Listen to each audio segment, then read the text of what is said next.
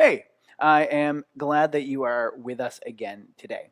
So yesterday, I guess I kind of introduced our topic. I wanted to talk about the the interesting prediction, or the interesting is the wrong word. The sort of the sad prediction coming out of this COVID-19 lockdown, stay in place quarantine situation. So that one meaning or being particular that when this is all done, when everybody has freedom of motion again, that we're going to see a big uptick in divorce rate, a big uptick in relationship breakdown, and there are hints of different places around the world that are starting to kind of free up. So China, that is what is happening, and right now it's talked about as a joke, but it's just not a joke.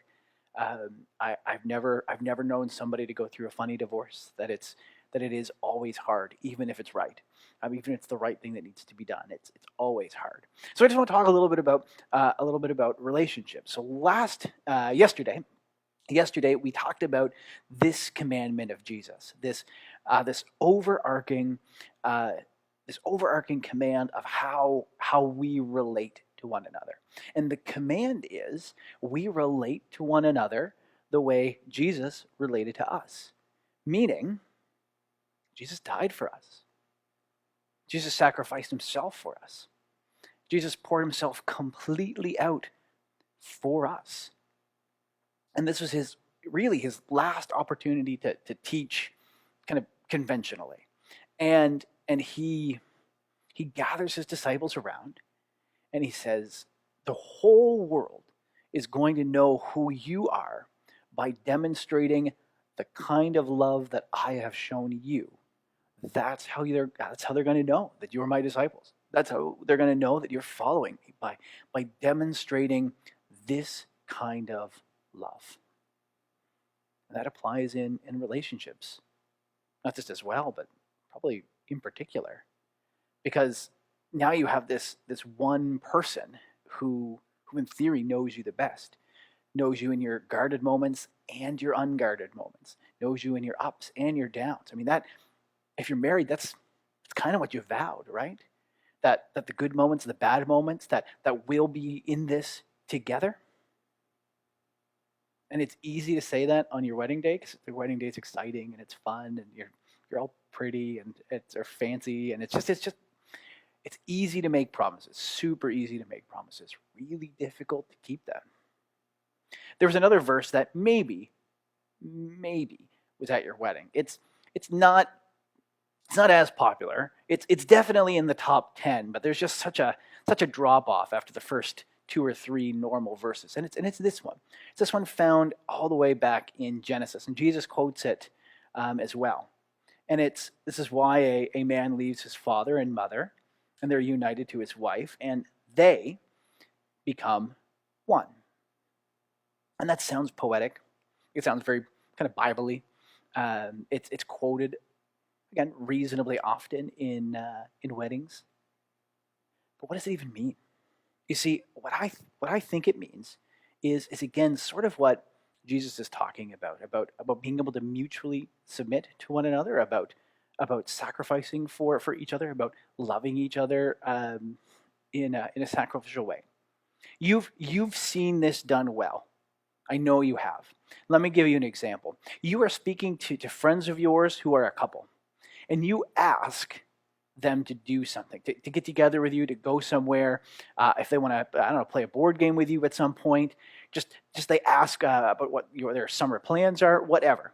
And before they answer, they look at each other really quickly, and then they answer. They didn't say anything. Their facial expressions didn't change a lot. They quickly checked in with each other. They knew what the answer was, and they answered as a team. That was two becoming one in the most simple way you've probably noticed. But it's kind of like they share a brain. And I know that's a weird way to say it, but you've met that couple that they have so interrelated that if you're asking a question for one or the other, they they answer together. They are a team, even in these small moments. That's two flesh, or that's a they becoming a we, an I, an us. You've seen it in unhealthy ways too. And maybe it was a joke. You ask one part of a partnership, one part of a marriage, if they want to do something, and they say, "Well, I got to check in with the boss," and sometimes that's said in jest, but there's always a little kernel of truth in there. That kernel is, I've given away this part of control of my life, and I probably have this part of control over their life. Like, we try to find an equilibrium, but that's all we've done. We've divvied it up. Maybe it's 50-50 or 70-30 or 90-10 in really unhealthy relationships. Maybe there's one person who is particularly domineering in an abusive or just generally unhealthy relationship. And none of that is what Jesus is talking about. None of that is two becoming one. That's just one becoming in charge, or two people divvying up life. So what Jesus is saying is that two become one. That you and your other person, the I and you become a singular we, like an undivisible unit. Again, it's not easy, but it is built on the little things. The more little things that you become a team on, the easier and easier it is to do the hard things together. The more you mutually submit in those small moments, the easier and easier it is to do in those bigger ones. Because again, you want to be good at this before stress hits hard. You wanted to have practiced this before you need it. But you kind of need it now. So now you might as well practice. Take some opportunity today to find ways where instead of a you or a me, you can find a we answer where you're doing this together. Well, that's it for me. Have a great day. We'll look forward to chatting with you tomorrow, and we're going to switch gears and talk a little bit about kids. Have a good one.